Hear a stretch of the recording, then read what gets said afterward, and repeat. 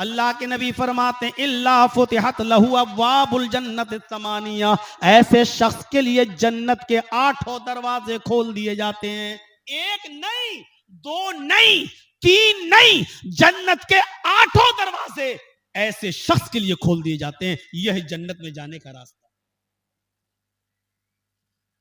پیسے خرچ کر کر کے، نیٹ پیک لے لے کر، دنیا بھر کی خرافاتوں میں پیسہ خرچ کر کے جہنم تو خرید رہے ہو، جنت فری میں مل رہی ہے تو کوئی لینے والا۔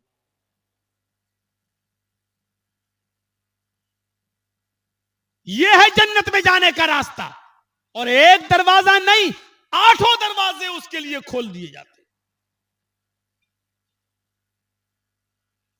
جنت میں جانے کا ایک اور راستہ دیکھیے، ہم لوگ اسی دنیا میں اسی لیے آئے ہیں تاکہ اس مقام میں پھر پہنچ جائیں جس مقام سے ہمارے باپ آدم کو اور ہماری ماں حوا کو نکالا گیا۔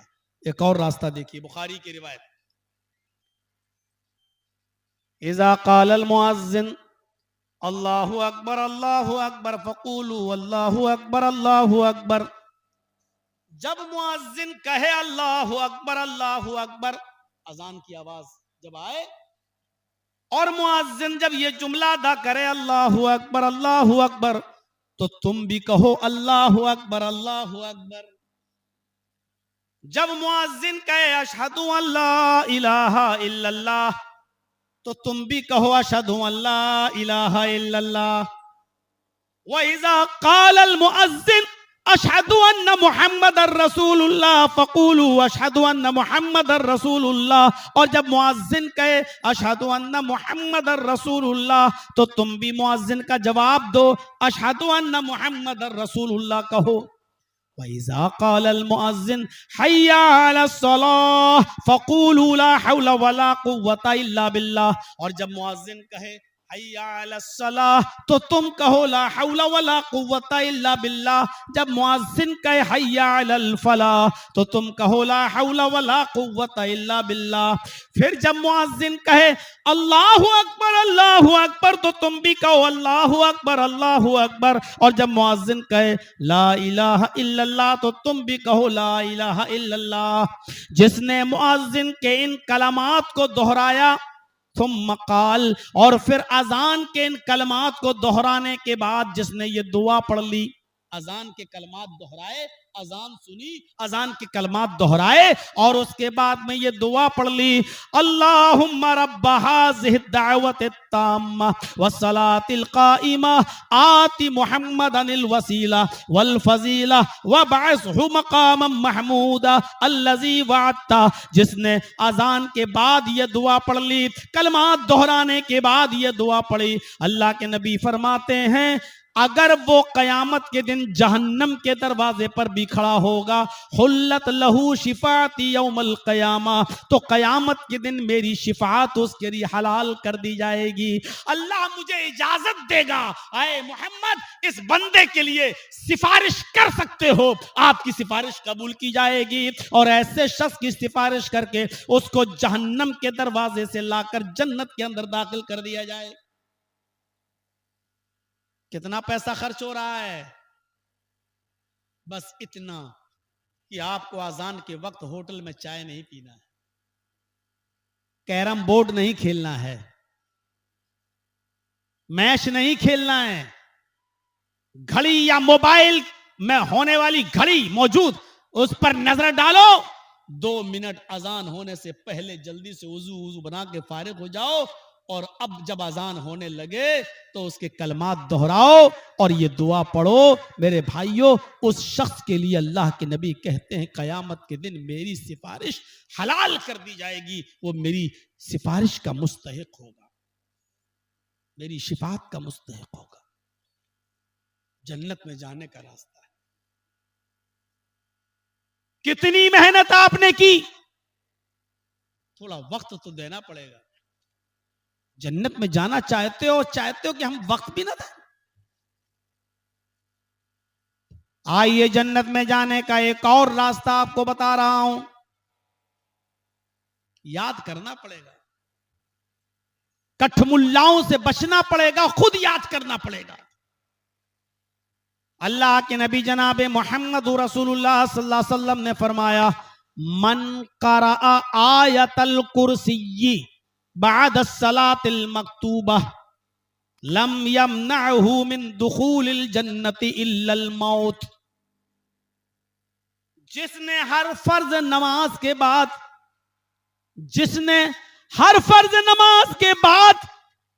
آیت الکرسی پڑھی، فرض نماز کے بعد آیت الکرسی، ہر فرض نماز کے بعد جس نے ہر فرض نماز کے بعد آیت الکرسی پڑھی، آیت الکرسی لم یمنعہ من دخول الجنت الا الموت، اس آدمی کو جنت میں جانے سے صرف موت روک رہی ہے.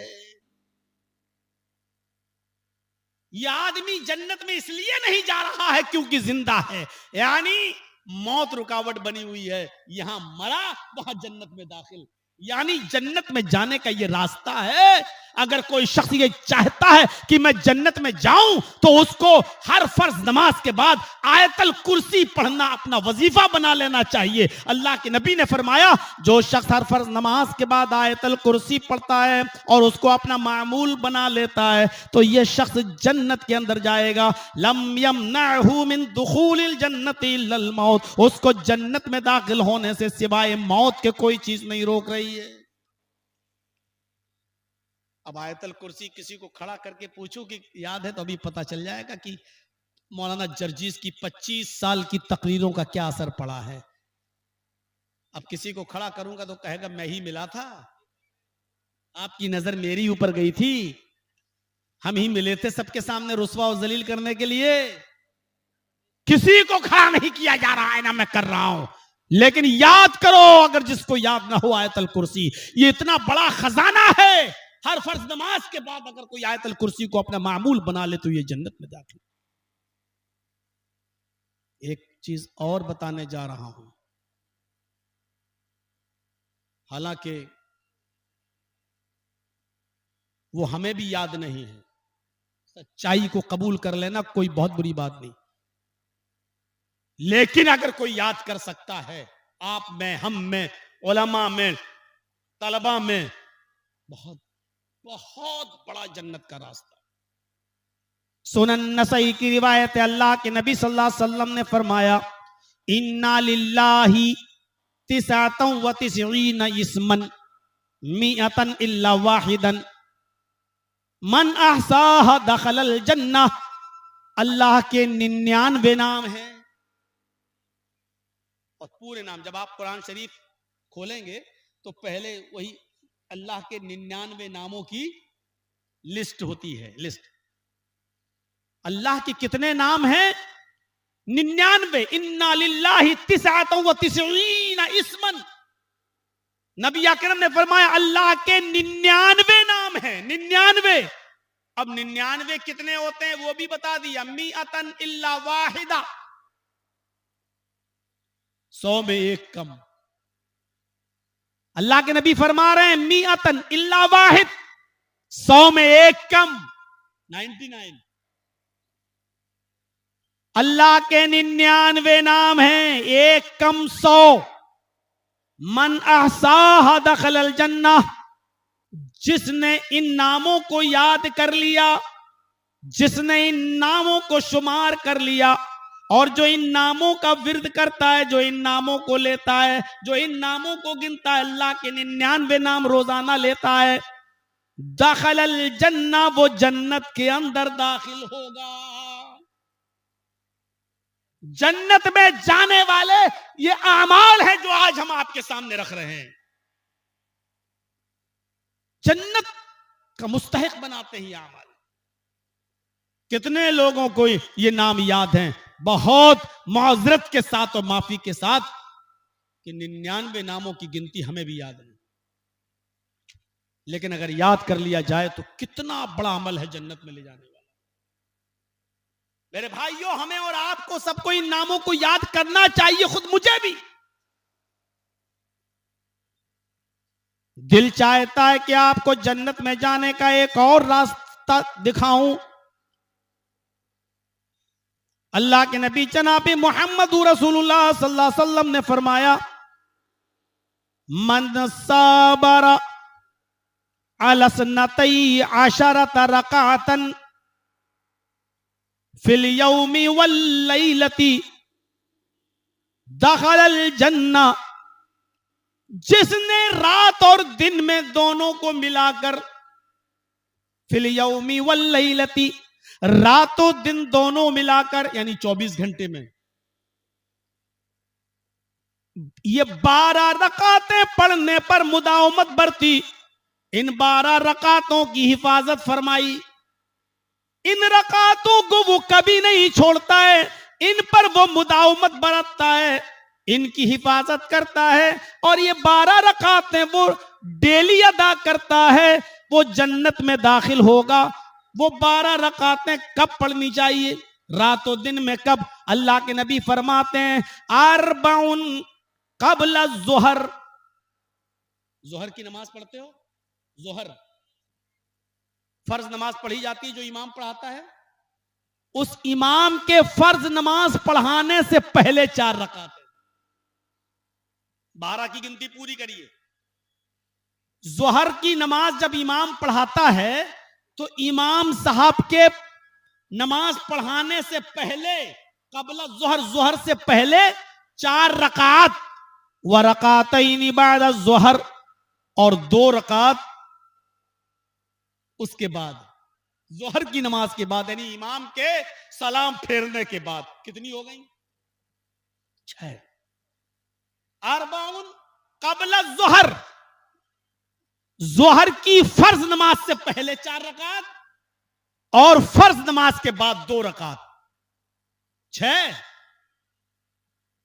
ورکعتین بعد المغرب، مغرب کی نماز کے بعد، فرض نماز کے بعد 2 رکعت۔ گنتی تو اتنی تو یاد ہوگی، کتنی ہو گئی؟ 8۔ 4 ظہر سے پہلے، 2 ظہر کے بعد، 6، 2 مغرب کے بعد، کتنی ہوئی؟ 8۔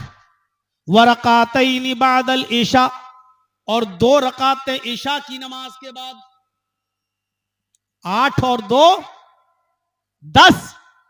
ورکعتین قبل الفجر، اور 2 رکعتیں فجر کی فرض نماز سے پہلے۔ من صابر علی اثنتی عشرۃ رکعۃ، جس نے ان 12 رکعتوں کی حفاظت فرمائی، جس نے ان پر مداومت برتی، جس نے ان 12 رکعتوں کو دن و رات میں برابر ادا کیا، دخل الجنہ، یہ جنت کے اندر داخل ہوگا۔ یہاں تو جمعہ پڑھ کے لوگ بھاگتے ہیں، ایک دم جوتے چپل، امام صاحب نے سلام پھیرا، جمعہ کی نماز پڑھ کے ہم مسجد میں نہیں رکتے، بھاگتے ہیں، مولانا صاحب ہم ان رکعتوں کی حفاظت فرمائیں گے۔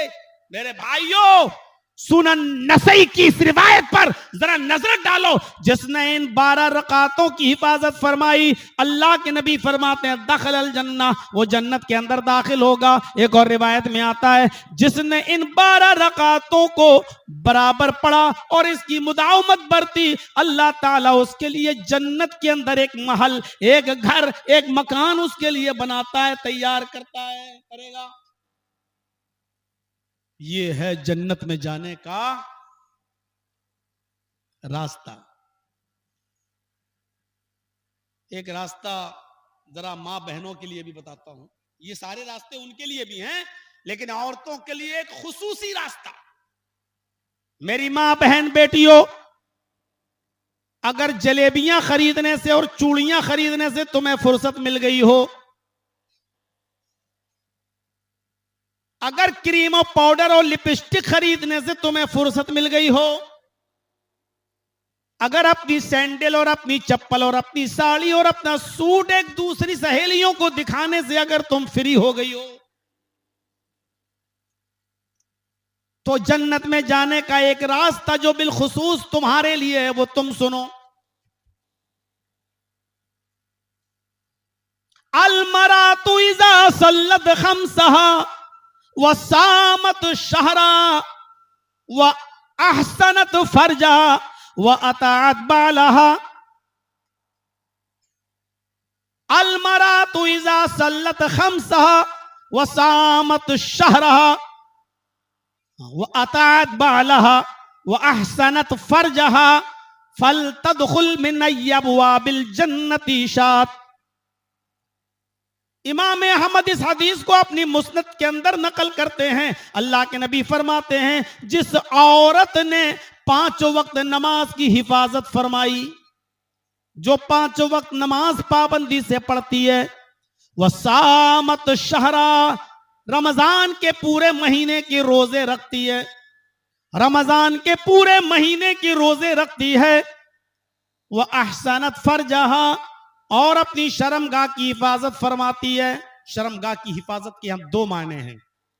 ایک معنی تو یہ ہے کہ وہ اپنی شرمگاہ کو کسی اپنے شوہر کے علاوہ کسی دوسرے کے بستر پر نہیں لے جاتی، اپنے آپ کو اپنے شوہر کے علاوہ کسی اور کے سامنے وہ پیش نہیں کرتی، اپنے جسم کو کسی غیر کے سامنے، شوہر کے علاوہ کسی اور کے سامنے پرستت نہیں کرتی۔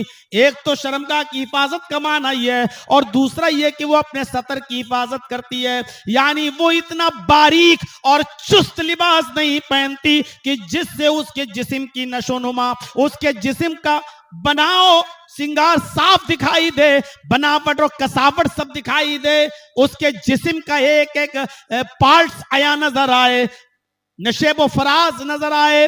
اگر وہ اتنا چست کپڑا نہیں پہنتی، ڈھیلا ڈھالا کپڑا پہن کر اپنے سطر کو چھپاتی ہے، اس کی حفاظت کرتی ہے، اپنے جسم کی حفاظت کرتی ہے، وَأَطَاعَتْ بَعْلَهَا، اور اپنے شوہر کی اطاعت و فرما برداری کرتی ہے، اپنے شوہر کی خدمت میں کوئی کمی نہیں کرتی۔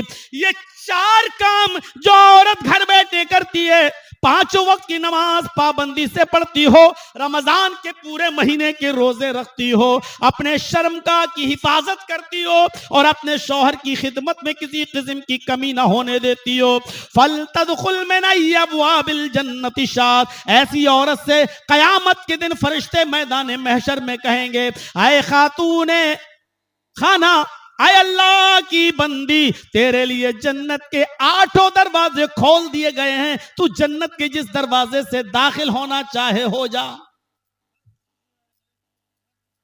ایسی خوش نصیب عورت کوئی نہیں ہوگی، کوئی مرد نہیں ہوگا دنیا میں جس نے نمازیں سب سے زیادہ پڑھی ہوں گی، اس کو کہا جائے گا باب الصلاۃ سے گزر جاؤ، روزے داروں سے کہا جائے گا باب الریان سے گزر جاؤ، کسی سے کہا جائے گا کہ باب السلام سے گزر جاؤ، ہر آدمی ایک ایک دروازے سے گزرے گا، لیکن ایسی عورت کو فرشتے کہیں گے یہ تیری مرضی ہے، تیرے لیے جنت کے 8 دروازے کھلے ہوئے ہیں، تو جس دروازے سے داخل ہونا چاہے ہو جا۔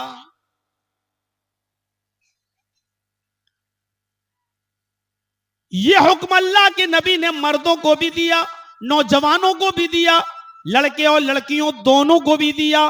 فرمایا من یضمن لی بین لحییہ ورجلیہ اضمن لہ الجنہ۔ اللہ کے نبی صلی اللہ علیہ وسلم فرماتے ہیں کہ آئے لوگوں، خواہ وہ مرد ہوں یا عورتیں، مجھے 2 چیزوں کی گارنٹی دے دو، مجھے 2 چیزوں کی ضمانت دے دو، میں اس کو جنت کی ضمانت دیتا ہوں۔ تم 2 چیزوں کا وعدہ مجھ سے کر لو، میں تم سے جنت کا وعدہ کرتا ہوں، تم 2 چیزوں کی ضمانت مجھے دے دو، گارنٹی مجھے دے دو، اور میں تمہیں جنت کی گارنٹی دیتا ہوں۔ آپ نے فرمایا بین لحییہ، داڑھی کے درمیان، یہ ہونٹ، یہ زبان جو تم بولتے ہو، دونوں ہونٹوں کے درمیان، داڑھی کے درمیان جو زبان ہے 32 دانتوں کے بیچ میں، یہ کبھی گالی دیتی ہے، یہ کبھی سبحان اللہ پڑھتی ہے، کبھی الحمدللہ پڑھتی ہے، کبھی غیبت بھی کرتی ہے اور کبھی چغلی بھی کرتی ہے۔ تم اس زبان کے استعمال کی گارنٹی مجھے دے دو کہ اس کو گالی گلوج میں، جھوٹ میں، عیاری و مکاری میں استعمال نہیں کرو گے، اس کو صرف اللہ کے کلمے کی ادائیگی کے لیے استعمال کرو گے۔ اس زبان سے کسی مسلمان کو کیا غیر مسلم کو بھی تکلیف نہیں دو گے، اس زبان کا صحیح استعمال کرو گے۔ ایک تو اپنی زبان کے صحیح استعمال کی گارنٹی مجھے دے دو، وَبَيْنَ رِجْلَيْهِ، اور دونوں پیروں کے درمیان، یعنی شرمگاہ کی گارنٹی مجھے دے دو کہ اس کو اپنی بیوی کے علاوہ کہیں استعمال نہیں کرو گے. جو ہمیں ان دو چیزوں کی گارنٹی دے دے کہ اپنی شرم گاہ کا غلط استعمال نہیں کرے گا اور اپنی زبان کا غلط استعمال نہیں کرے گا, تم ان دو چیزوں کی ضمانت مجھے دے دو, ان دو چیزوں کی گارنٹی مجھے دے دو. ازمن لہ الجنہ, میں تمہیں جنت کی ضمانت دیتا ہوں, میں تمہیں جنت کی گارنٹی دیتا ہوں. یہ ہے جنت میں جانے کا راستہ, یہ ہے جنت میں لے جانے والا عمل. میں سمجھتا ہوں کہ آج اتنی حدیثیں پڑھ دی ہیں کہ میں نے اپنی پوری زندگی 25 سالہ تقریری دور میں اتنی حدیثیں کبھی نہیں پڑھی. آسمان لہ الجنہ, میں تمہیں جنت کی ضمانت دیتا ہوں. نوجوانوں سے کہا جا رہا ہے, چاہے وہ لڑکا ہو یا لڑکی, مرد ہو یا عورت, زبان تو سب کے پاس ہے, شرمگاہ تو سب کے پاس ہے. دونوں سے کہا جا رہا ہے تم مجھے شرمگاہ کی اور زبان کی صحیح استعمال کی گارنٹی دے دو, میں تمہیں جنت کی گارنٹی دیتا ہوں. یہ ہے جنت میں جانے کا. اور ان دونوں ہی کی وجہ سے انسان سب سے زیادہ جہنم میں ڈالا گیا. حضرت ابو بکر صدیق تو یہ زبان ایک طرف پکڑ کے کھینچ رہے تھے ایسے, اور مسواک تھی ان کے پاس, ایسے زبان کو مسواک سے مار رہے تھے. کسی نے کہا یہ کیا کر رہے ہو؟ کہا اس پر لگام لگا رہا ہوں. یہی وہ چیز ہے جس کی وجہ سے لوگ جہنم میں اوندے منہ ڈال دیے جاتے ہیں. اس زبان کو میں کنٹرول میں لا رہا ہوں تاکہ یہ غلط لفظ نہ نکالے منہ سے. سوچیے. اب آپ لوگ گھبرائیے گا نہیں, وہ آوازیں آتی ہیں وہ تو ہوگا. جھولا نہیں لگاؤ گے تو جرجس کو سننے کون آئے گا؟ جلسے کی کامیابی تو جھولوں پر, چوڑیوں پر, جلیبیوں پر ٹکی ہوئی ہے نا. کل بھی ایک جلسہ کر کے آیا ہوں دلی کے اندر, کوئی جھولا نہیں, کوئی دکان نہیں. کیا وہاں سننے والے لوگ نہیں تھے؟ کیا وہ جلسہ کامیاب نہیں ہوا؟ آپ لوگوں کی سوچ ہے. اب جنت میں جانے والے اعمال میں اگر اس پہ بھی ہم آ جائیں تو آدمی کہے گا لو ہم ہی بلاتے ہیں اور ہمارے خلاف بول رہے ہیں. حسبن لہ الجنہ, دو چیزوں کی گارنٹی مجھے دے دو, میں تمہیں جنت کی گارنٹی دیتا ہوں. یہ عمل ہے جنت میں لے جانے والے اعمال. میرے پیارے ساتھیوں ذرا غور کریے ان اعمال پر, دیکھتے جائیے کتنا اس میں محنت لگ رہی ہے, کتنا پیسہ خرچ ہو رہا, ذرا بتائیے تو صحیح, کتنا پیسہ. آئیے جنت میں جانے والے اعمال جب آپ سن ہی رہے ہیں تو ایک اور عمل دیکھیے. بخاری کی روایت, بخاری کی حدیث, نبی اکرم جناب محمد رسول اللہ صلی اللہ علیہ وسلم نے فرمایا.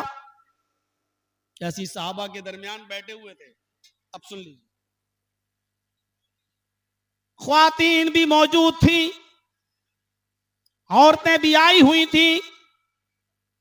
آپ نے ان عورتوں کو بہت سی نصیحتوں سے نوازا. نوازنے کے بعد آپ نے ایک بات اور بھی فرمائی, ایُّم امرأۃ ماتت, آئے عورتوں اگر تم میں سے کوئی عورت مر جاتی ہے, آئے عورتوں اگر تم میں سے کسی عورت کا انتقال ہو جاتا ہے, کوئی عورت مر جاتی ہے, کسی عورت کا انتقال ہو جاتا ہے, وَزَوْجُهَا عَنْهَا رَاضٍ, اس عورت کے مرتے وقت اس عورت کا پتی, اس عورت کا ہسبینڈ اس سے راضی تھا, اس عورت کا شوہر اس سے خوش تھا. اس حال میں وہ عورت مری کہ مرتے وقت اس کا شوہر, اس کا ہسبینڈ اگر اس سے خوش تھا, دخلت الجنہ, تو ایسی عورت جنت کے اندر داخل ہوگی. اب عورتیں سوچ رہی ہوں گی سب ہمارے اوپر ہے اور مرد کو خوش رکھنا, اور کوئی آدمی مر رہا ہو اور اس کی بیوی ناراض ہو تو یہ حق خدمت کا اللہ نے صرف عورت کو دیا ہے کہ وہ مرد کی خدمت کرے. میں نہیں جانا چاہتا ہوں ابھی اس ٹاپک پر کہ ایک عورت اپنے شوہر کے ماں کے کپڑے دھو سکتی ہے یا نہیں دھوگی، اپنے شوہر کے باپ یعنی سسر کے کپڑے بھی دھوئے گی یا نہیں دھوئے گی، اس کی بھی خدمت کرے گی یا نہیں کرے گی. میں اس طرف نہیں جانا چاہتا ہوں، میں صرف یہ بتانا چاہتا ہوں آپ کو میرے ساتھیوں کہ عورت کی ڈیوٹی اور عورت کی ذمہ داری ہے کہ وہ اپنے مرد کو، اپنے شوہر کو خوش رکھے. ایُّم امرأۃ ماتت اذا ماتت، کوئی عورت جب مر جاتی ہے وزوجها عنها راضٍ، اور اس کا شوہر اس عورت کے، اپنی بیوی کے مرتے وقت اگر اس سے راضی تھا، خوش تھا، دخلت الجنہ، تو یہ عورت جنت کے اندر داخل ہوگی. صحابہ کی محفل لگی ہوئی ہے، آپ نے ان صحابہ سے ایک عجیب سوال کیا. لوگوں بیٹھے ہو؟ ہاں. اچھا بتاؤ، جیسے ہم آپ کے سامنے، اللہ کے نبی بھی صحابہ میں بیٹھے ہیں اور آپ نے فرمایا، بخاری کی روایت، من اصبح منکم اليوم صائما، تم لوگوں میں سے آج کسی نے روزہ رکھا ہے؟ ایسے ہی صحابہ بیٹھے تھے اللہ کے رسول صلی اللہ علیہ وسلم کے پاس مسجد میں، اور آپ صحابہ سے کہہ رہے تم لوگوں میں سے کسی نے آج روزہ رکھا ہے؟ کیا کسی نے صبح اس حال میں کیا ہے کہ وہ روزے سے ہو؟ من اصبح منکم اليوم صائما، آج کوئی ہے جس نے روزہ رکھا ہو؟ فقال ابو بکر انا یا رسول اللہ، اے اللہ کے رسول ہاں میں آج روزے سے ہوں. ابو بکر صدیق نے کیا کہا؟ ہاں میں نے روزہ رکھا ہے، ہاں میں روزے سے ہوں. اللہ کے نبی صلی اللہ علیہ وسلم نے فرمایا اچھا ٹھیک ہے، روزے سے تو ہو، تم بیٹھ جاؤ. من تبع منکم اليوم جنازۃ، کیا تم لوگوں میں سے کوئی ایسا بھی ہے جس کے یہاں کسی کا انتقال ہو گیا ہو اور وہ اس میت کے ساتھ، اس جنازے کے ساتھ اس کے پیچھے پیچھے چلا ہو، اس کی جنازے کی نماز بھی پڑھی ہو اور اس کے ساتھ قبرستان تک گیا ہو اور مٹی بھی دی ہو؟ کیا تم میں سے کوئی ایسا شخص ہے جو اپنے علاقے میں کسی میت کے پیچھے پیچھے چلا ہو، جنازے کے پیچھے پیچھے چلا ہو، قبرستان تک گیا ہو، مٹی تک دیا ہو؟ دوسرا عمل، روزے سے ہے کوئی؟ ابو بکر نے کہا میں. اچھا جنازے کے پیچھے پیچھے کوئی چلا؟ فقال ابو بکر انا یا رسول اللہ، ابو بکر صدیق نے پھر کہا اے اللہ کے نبی، میرے علاقے میں، میری بستی میں کسی کا انتقال ہوا، میں نے ہی اس کو غسل دیا، اس کو کفن بھی پہنایا، جنازے کی نماز بھی پڑھائی اور قبرستان تک بھی لے کر گیا، اس کو قبر میں بھی میں نے اتارا. ہاں آج میں نے ایک جنازے کے پیچھے پیچھے چل کر اس کو قبرستان تک پہنچایا. آپ نے کہا بہت خوب، بیٹھ جاؤ. اس کے بعد میں آپ نے پھر پوچھا، آپ نے پھر ایک اور سوال کیا، من اطعم منکم اليوم مسکینا، کیا تم لوگوں میں سے، اے میرے ساتھیوں، اے میرے صحابیوں، کیا کوئی ایسا بھی ہے جیسے آج کسی نے، ایسا بھی ہے جس نے آج کسی مسکین کو، بھوکے کو کھانا بھی کھلایا ہو؟ کیا تم لوگوں میں سے آج کوئی ایسا بھی ہے یہاں جس نے کسی بھوکے کو کھانا بھی کھلایا ہو؟ فقال ابو بکر انا یا رسول اللہ، پھر ابو بکر صدیق اٹھتے ہیں اور کہتے ہیں اللہ کے نبی، میں روزے سے تھا، میرے حصے کا کھانا رکھا ہوا تھا، میرے گھر میں ایک مسکین آیا، بھوکا آیا، ضرورت مند آیا، ہاں میں نے اپنے حصے کا کھانا اس ضرورت مند کو کھلا دیا، اس بھوکے کو کھلایا. میں ایک ایسا آدمی ہوں جس نے آج ایک بھوکے کو کھانا بھی کھلایا. آپ نے کہا ابو بکر بیٹھ جاؤ. پھر آپ نے آخری سوال کیا، من عاد منکم اليوم مریضا، لوگوں کیا تم لوگوں میں سے کوئی ایک ایسا آدمی بھی ہے جس نے آج اپنے علاقے کے کسی بیمار اور مریض آدمی کے گھر جا کر اس کی دیکھ ریکھ کی ہو، اس کی عیادت کی ہو، اس کی تیمارداری کی ہو؟ کوئی گیا اپنی بستی میں اپنے علاقے کے کسی مریض اور بیمار آدمی کی دیکھ ریکھ کے لیے، اس کی عیادت کے لیے، کیا آج کوئی گیا؟ وقال ابو بکر انا یا رسول اللہ، پھر ابو بکر صدیق اٹھتے ہیں، کہتے ہیں کہ اللہ کے رسول ہاں میں نے آج مریض کی عیادت بھی کی ہے، میں ایک بیمار کے گھر بھی گیا ہوں، اس کو تسلی بھی دی ہے، اور جو کچھ بھی مجھ سے ہو سکتا تھا ہیلپ مدد میں نے اس اپنی استطاعت کے مطابق اس کی مدد بھی کی ہے۔ یہ 4 نیکیاں بیان کرنے کے بعد آپ نے فرمایا کوئی ہے جو روزے سے ہے؟ جی میں۔ کوئی ہے جو جنازے کے پیچھے پیچھے گیا؟ ہاں میں۔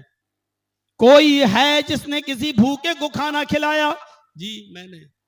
کوئی ہے جس نے کسی مریض کی عیادت کی؟ ابو بکر۔ جی ہاں میں نے۔ آپ نے فرمایا بیٹھ جاؤ۔ اس کے بعد فرمایا مجتمعنا فی امرین الا دخل الجنہ۔ اتنی نیکیاں جس آدمی کے اندر ہو، یہ خوبیاں جس کے اندر بھی جمع ہو جائیں، جس آدمی کے اندر یہ نیکیاں یہ خوبیاں جمع ہو جائیں، جو بھوکے کو کھانا بھی کھلاتا ہو، جو نفلی روزے بھی رکھتا ہو، جو مریض کی عیادت بھی کرتا ہو، جو مریض کی عیادت بھی کرتا ہو، اور جو جنازے کے پیچھے پیچھے چل کر قبرستان تک جاتا ہو، یہ خوبیاں جس انسان کے اندر جمع ہو جائیں وہ جنت کے اندر داخل ہوگا، اس آدمی کا داخلہ جنت کے اندر ہوگا۔ یہ جنت میں لے جانے والے اعمال ہیں میرے پیارے ساتھیوں۔ ہم بہت معمولی سمجھتے ہیں، امیر آدمی اگر بیمار ہے تو اس کی عیادت کے لیے جا رہے ہیں، غریب ہے ویسے تو بیمار روز پڑتے رہتے ہیں، کوئی امیر آدمی مر گیا تو اس کے جنازے میں ہم شامل ہوتے ہیں، کوئی غریب مر گیا تو ہم اس کو ترجیح نہیں دیتے ہیں۔ نہیں، حضرت انس کہتے ہیں کانا رسول اللہ صلی اللہ علیہ وسلم یعود المریض ویشہد الجنازہ وَيَرْكَبُ الْحِمَارِ وَيُجِيبُ دَعْوَةَ الْعَبْدِ۔ اللہ کے نبی صلی اللہ علیہ وسلم کے بارے میں حضرت انس بیان کرتے ہیں کہ نبی کی خوبیاں یہ تھی، نبی کے اندر کی وشیشتائیں یہ تھی، نبی کے گڑ یہ تھے، نبی کا اس کے وصف یہ تھا کیا؟ کان یعود المریض۔ کسی بھی مریض کے بارے میں سن لیتے کہ وہ بیمار ہے، آپ اس کے گھر تک جاتے، اس کی عیادت کرتے، وہ امیر ہو یا غریب ہو، آپ کچھ نہیں دیکھتے اور اس کی عیادت کرنے کے لیے جاتے۔ وَيَشْهَدُ الْجَنَازَةَ، کوئی بھی انتقال کر جاتا آپ اس کے جنازے میں شریک ہوتے، اس کے غم میں اس کا ساتھ دیتے، اس کے گھر والوں کے غم میں شریک ہوتے۔ وَيَشْهَدُ الْجَنَازَةَ، آپ اس کے جنازے میں حاضری دیتے۔ وَيَرْكَبُ الْحِمَارِ، تکبر اور گھمنڈ نام کی کوئی چیز نہیں تھی۔ آپ سواری کے لیے ضروری نہیں کہ اونٹ ہو، آپ گدھے پر بھی بیٹھ جاتے اور گدھے کی بھی سواری کر لیتے، گدھے کے اوپر بھی بیٹھ کر آپ 2-4-5 کلومیٹر 2-4-5 میل آپ سفر کر لیتے، اور آپ اس میں اپنی کوئی سبکی، اپنی کوئی تذلیل محسوس نہیں کرتے، اپنی بے عزتی محسوس نہیں کرتے۔ براق پر بیٹھ کر سفر کرنے والی ہستی، براق پر بیٹھ کر جنت اور جہنم کو دیکھ کر آنے والی ہستی دنیا میں جب آئے تو آپ گدھے پر بھی بیٹھ گئے۔ میرے بھائیوں، آپ کے اندر تکبر اور گھمنڈ نام کی کوئی چیز نہیں تھی۔ وَيُجِيبُ دَعْوَةَ الْعَبْدِ، اور آپ اپنے غلام کی دعوت، اپنے نوکر کی دعوت بھی قبول کر لیتے، بلکہ اس کے ساتھ بیٹھ کر کھانا بھی کھا لیتے۔ آپ کے اندر کوئی تکبر نہیں تھا، کوئی گھمنڈ نہیں تھا، آپ اپنے غلام کی دعوت بھی قبول کر لیتے۔ یہ وصف تھے نبی اکرم، یہ صفت تھی نبی اکرم جناب محمد رسول اللہ صلی اللہ علیہ وسلم۔ کہاں ہے؟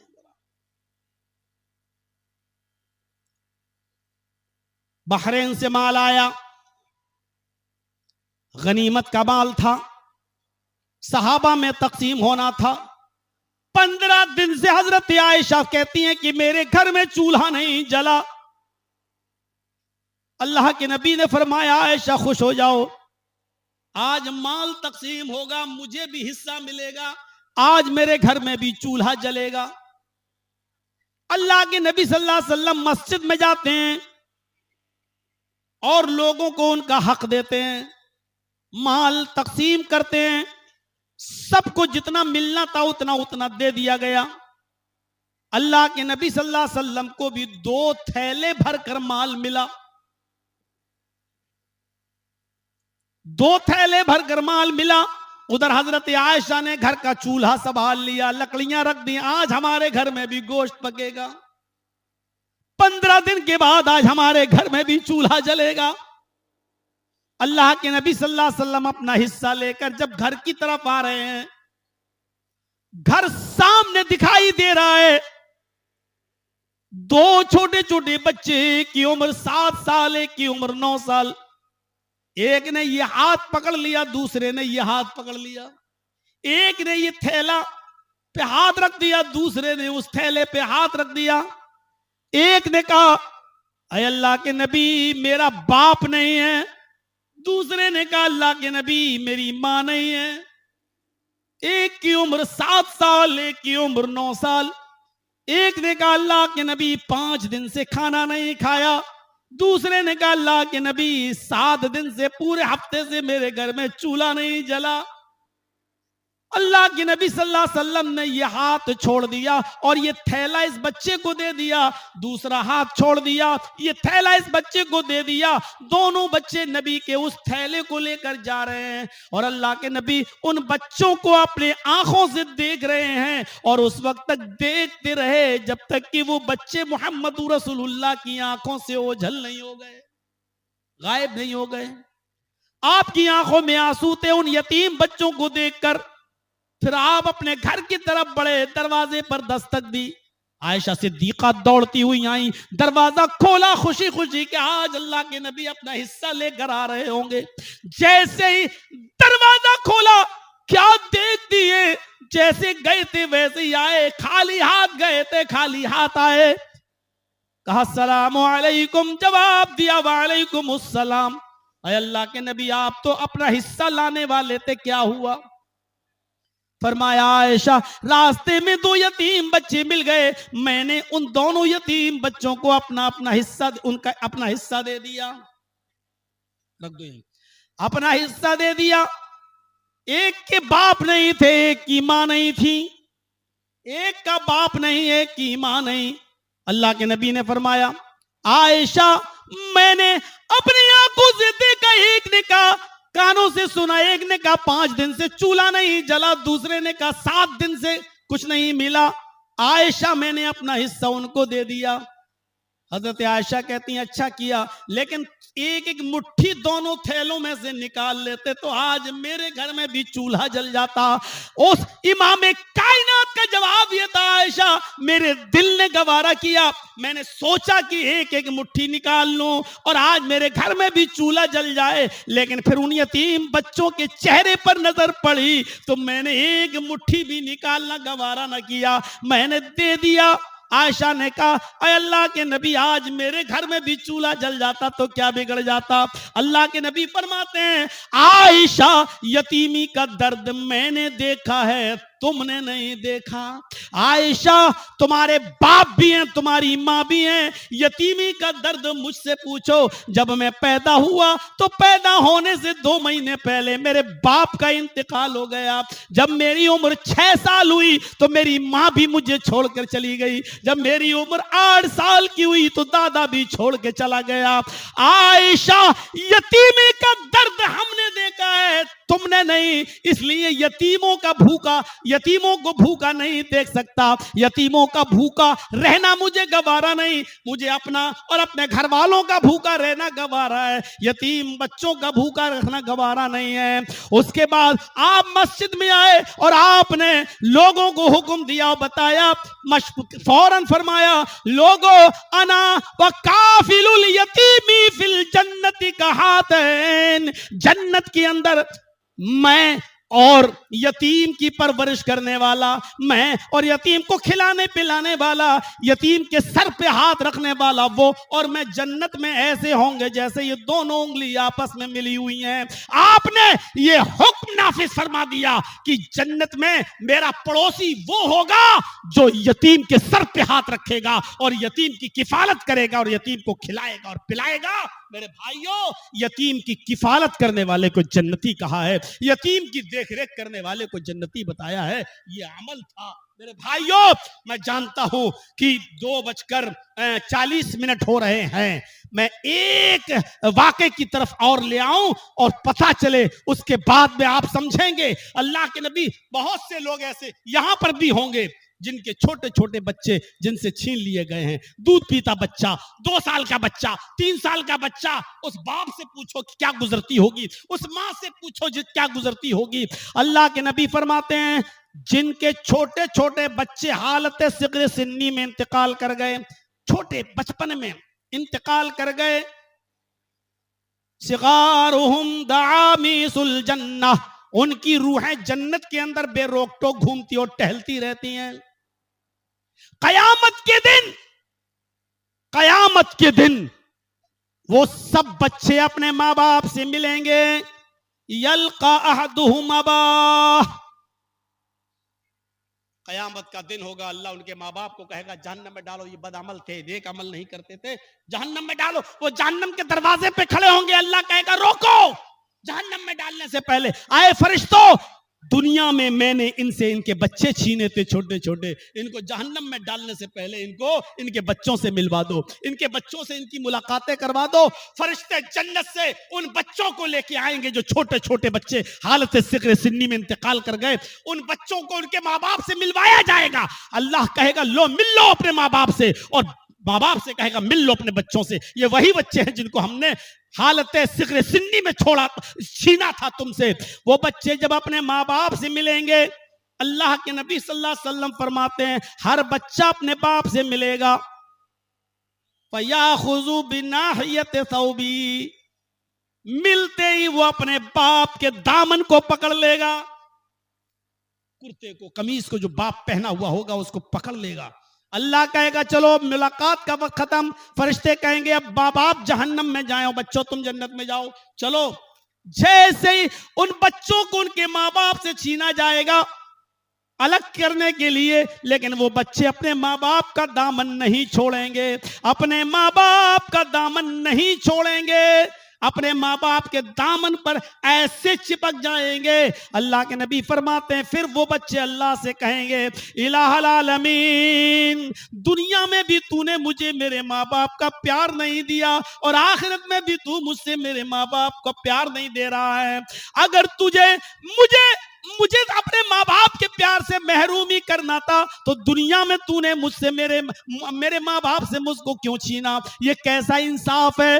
دنیا میں بھی مجھے میرے ماں باپ کا پیار نہ ملا اور آخرت میں بھی مجھے میرے ماں باپ کا پیار نہیں مل رہا ہے، نہیں میں ان کے دامن کو نہیں چھوڑوں گا، اے اللہ میرے ماں باپ کو میرے ساتھ جنت میں داخل کر دے۔ اللہ ان معصوم اور چھوٹے بچوں کی دعا کو قبول کرے گا، حتی یدخلہ اللہ الجنہ، یہاں تک کہ اللہ اس کے ماں باپ کو جنت کے اندر داخل کر دے گا۔ تو یہ چھوٹے چھوٹے بچے جو انتقال کر جاتے ہیں، ان کے انتقال پر اگر ماں نے یا باپ نے صبر کیا اور واویلا نہیں مچایا، کپڑے نہیں پھاڑے، رو رو کر بیان کر کر کے نہیں روئے، اور اپنا سینہ چاک نہیں کیا اور صبر کیا کہ اللہ کی امانت تھی اور اللہ نے لے لیا، تو ایسے لوگ اپنے ان کے بچوں کی سفارش اللہ قبول کرے گا اور ان کی قبول کر کے ان کے ماں باپ کو جنت کے اندر داخل کر دے گا۔ تو یہ ہے جنت میں جانے والے اعمال۔